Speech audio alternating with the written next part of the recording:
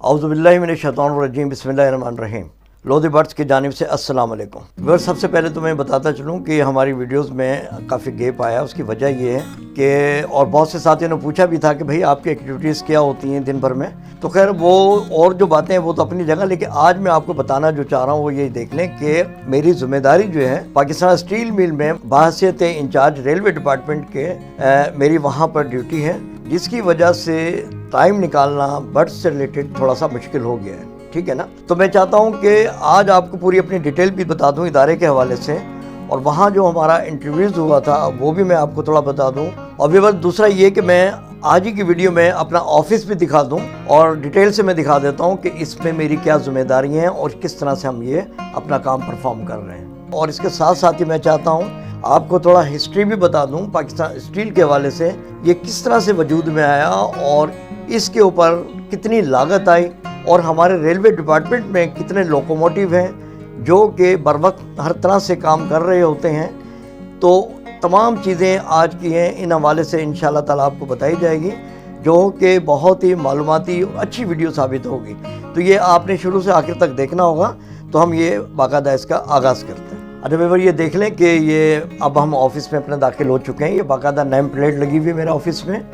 और इसके बाद मैं इंटरनल का माहौल आपको दिखा देता हूँ कि माशाल्लाह बेहतरीन किस्म का हमें ऑफ़िस मिला हुआ है। व्यूअर, ये देख लें हमारा ऑफ़िस आपके सामने मौजूद है और शुक्र अल्हम्दुलिल्लाह बहुत ही ज़बरदस्त ऑफ़िस है।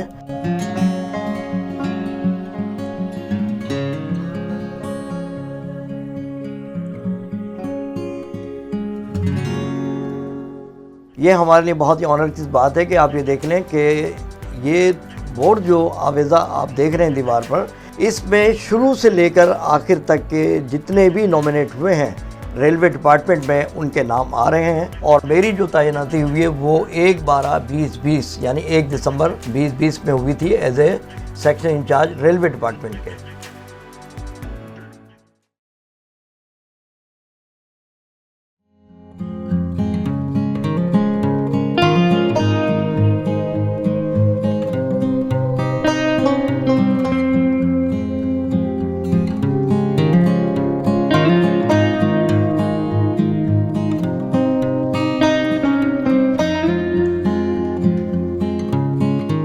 अच्छा व्यूअर, ये जो मैप आपके सामने नज़र आ रहा है, आप ये देख लें पूरे पाकिस्तान स्टील मिल में हर डिपार्टमेंट में जहाँ जहाँ हमारी रेलवे लाइनें जा रही हैं वहाँ का ये मैप मौजूद है, ताकि हम ऑफिस से ही हम जजमेंट कर लेते हैं कि हमारे रेलवे ट्रैक कौन सा किस साइड पर मौजूद है। इस तरह का ट्रैक पूरे पाकिस्तान स्टील मिल के हर डिपार्टमेंट में फैला हुआ है।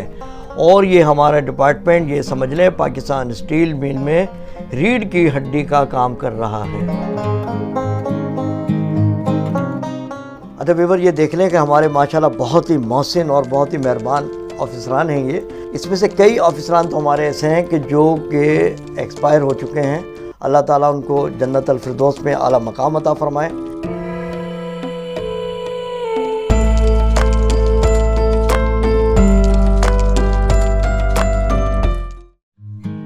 व्यूअर्स, आप ये देख रहे हैं मेरा ऑफिस सेकंड फ्लोर पर मौजूद है और यहाँ से मैं बाहर का व्यू भी आपको दिखा दूँ, जो कि माशाल्लाह बहुत ही ज़बरदस्त और दिलकश नज़र आ रहा है।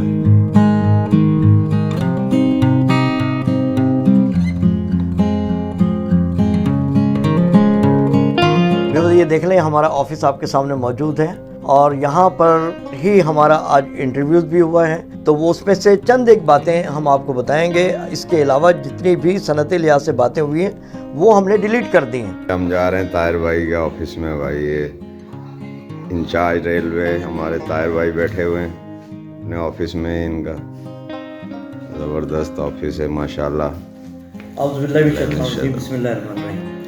भाई अपना आसिफ भाई, बात ये है कि हमारे इंचार्ज यूनुस अब्दुल साहब हैं माशाल्लाह बहुत ही नाइस पर्सन है जी। और उन्होंने स्पेशली मुझे जो है नॉमिनेट किया है अपने रेलवे डिपार्टमेंट के हवाले से कि भाई आप जो रेलवे इंचार्ज के हैसियत से काम करेंगे। और 2-3 बातें उन्होंने मुझे समझाई बहुत ही अच्छे तरीके से। कहने का भाई बात ये कि जो जिम्मेदारी आपको दी गई है, आपने कोशिश करनी है कि जितने भी अपने साथी यहाँ से रिटायर्ड होकर जा रहे हैं किसी किस्म की उनको प्रॉब्लम ना आए और जितना जल्द हो सके उनका काम आपने करना है। ठीक है ना। तो अब यकीन जानेगा उन तमाम चीज़ों को मद्देनजर रखते हुए, और हम तो कई अरसे से पाकिस्तान स्टील मिल में जॉब कर ही रहे हैं, वैसे पहले शिफ्ट इंचार्ज भी हुआ करते थे पहले सारे मामला। अब जो नई जिम्मेदारियाँ मिली हैं उसके मुताबिक हमने कोशिश ये की है कि भाई जैसे ही हमारे साथी एनडीसी वगैरह क्लियर करा कर हमारे पास आते हैं तो एडमिन में जो हमारे साथ काम कर रहे हैं, हुमायूं साहब हैं, आतिफ साहब हैं, अवैस हैं, और जावेद साहब हैं, ये सारे माशाल्लाह, हारून साहब हैं, ये जितने भी साथी हमारे काम कर रहे हैं तो अब यकीन जाने बड़े एक्टिव हैं। जैसे ही केस हमारे पास आता है फौरी तौर पर हमें जो भी ज़रूरियात होती है उसकी कंप्लीट करते हैं पेपर वर्क के, और इसके बाद हम कोशिश करते हैं कि एएनपी में फौरी तौर पर रवाना करें। और इस तरह से भी काम हुआ जब हमारे पर लोड पड़ा कि मॉर्निंग में जैसे ही हमें मिले हैं, यानी 10 बजे के करीब हमें पेपर मिले और 12 बजे तक हमने उसको कंप्लीट करने की कोशिश की और लंच के फौरी बाद हमने एएनपी में जाके जमा करा दिया। तो उससे क्या उसका रिजल्ट ये निकला कि साथी माशाल्लाह बड़े खुश हुए, और दूसरा ये है कि हफ्ते बाद उनको चेक मिल गया। ठीक है, तो ये बहरहाल बड़ी ज़बरदस्त काम रहा है। बहरहाल आसिफ भाई आपका भी बहुत बहुत शुक्रिया, आप हमारे ठीक है सर, ठीक है, थैंक यू। अच्छा भाई, ये देख रहे हैं ऑफिस तो मैंने आपको दिखा दी है अपना। ऑफिस के बाद अब हम जा रहे हैं अपना लोकोमोटिव सेक्शन में, जो कि हमारा लोको शेड डिपार्टमेंट कहलाता है, और तमाम लोकोमोटिव्स हमारे यहीं पर मौजूद होते हैं और इसके मेंटेनेंस वगैरह का जो सेक्शन है वो भी यहीं पर ही मौजूद है। तो अब हम जा रहे हैं लोको शेड रेलवे डिपार्टमेंट।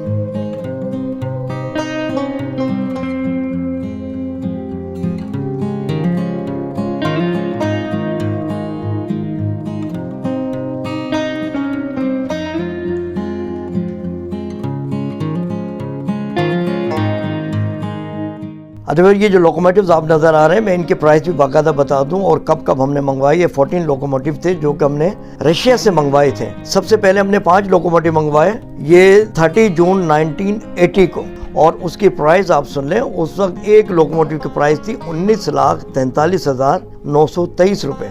इसके बाद जो हमने मंगवाए 3 लोकोमोटिव, वो 31 जनवरी 31 जनवरी 1984 को, उस वक्त उसके प्राइस थे एक लोकोमोटिव के 49,01,794 रुपये। इसी तरह से 3 लोकोमोटिव हमने फिर मंगवाए, वो 23 जून 1987 को, उस वक्त उसके प्राइस बढ़कर हो चुके थे 59,62,863 रुपये एक लोकोमोटिव की प्राइस थी। ठीक है, इसी तरह से 3 लोकोमोटिव फिर हमने मंगवाए 10 जून 1992 को। उस वक्त आप देख लें, चूंकि डॉलर के प्राइस भी बढ़ चुके थे, तो उस वक्त एक लोकोमोटिव की जो कीमत बन रही थी वो बन रही थी 2,34,000 रुपये।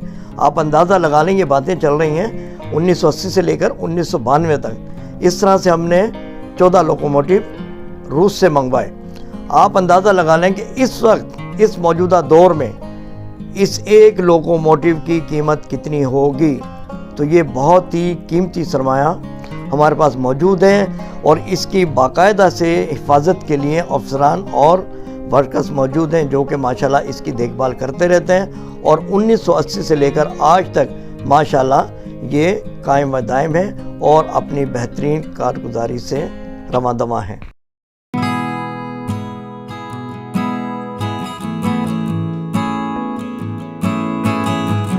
व्यूअर, इसकी हिस्ट्री के हवाले से मैं आपको थोड़ा बताता चलूँ। रूसी हुकूमत और हुकूमत पाकिस्तान के दरमियान 1967 में एक माहिदा तय पाया कि रूसी हुकूमत पाकिस्तान स्टील की तामीर के लिए तकनीकी माहिरीन और माली मावनत फराहम करेगी। आखिरकार 30 दिसंबर 1973 को वज़ीर आज़म ज़ुल्फ़िकार अली भुट्टो साहब ने पाकिस्तान स्टील का संग बुनियाद रखा, जिसके लिए 19,000 एकड़ अराजी डाउन इंडस्ट्री स्कीम के तहत मुख्तस की गई।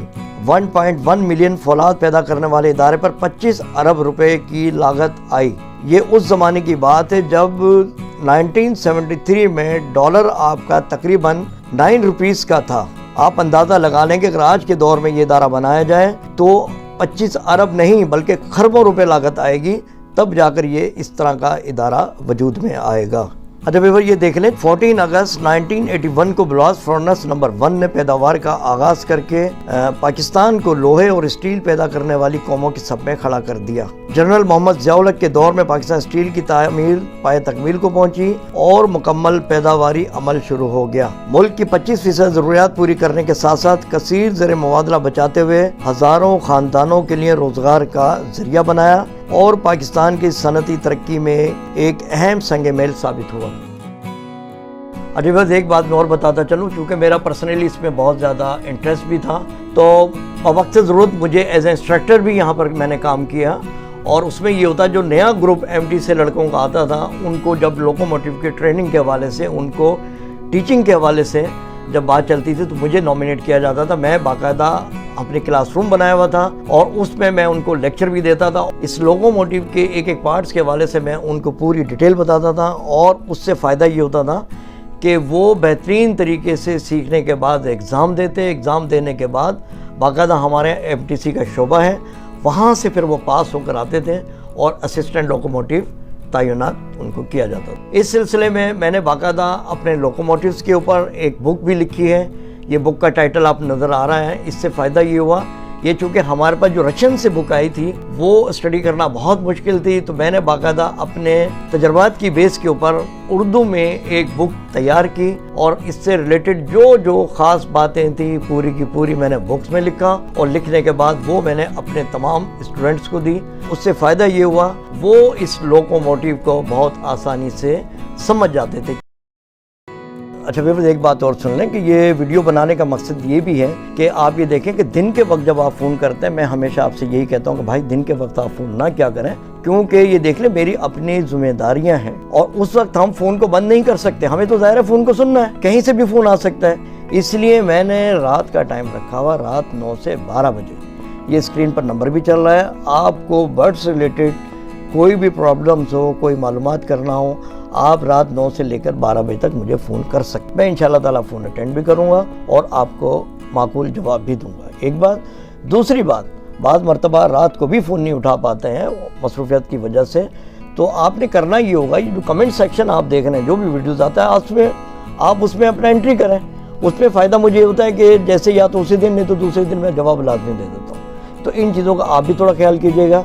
इंशाअल्लाह ताला मिलजुल कर एक बेहतरीन तरीके से हम चलते रहेंगे, हमारे बर्ड भी बेहतर रहेंगे और हमारी ये बाकी मसरूफियात भी इंशाअल्लाह ताला अच्छे अंदाज से चलती रहे। तो आज की वीडियो यकीनन आपको पसंद आई होगी, और अपने कमेंट सेक्शन में राय का इज़हार ज़रूर कीजिएगा, और इसी के साथ इजाज़त दीजिए। दुआओं में याद रखिएगा, अपने इस चैनल का भी ख्याल कीजिएगा, और मिलते हैं इंशाअल्लाह ताला नेक्स्ट किसी अच्छी वीडियो के साथ। अल्लाह हाफिज़।